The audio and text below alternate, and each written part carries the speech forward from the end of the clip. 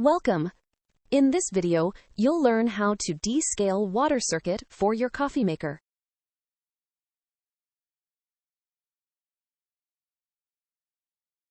Begin by turning off the coffee maker using the main power control before maintenance. Open the water reservoir lid to access the water tank. Pour the descaling solution into the water reservoir to prepare the cleaning cycle. Place a container beneath the outlet to collect the liquid during the cleaning cycle. Turn the coffee maker back on to begin circulating the cleaning solution. Run a brewing or cleaning cycle so the descaling solution flows through the internal water circuit.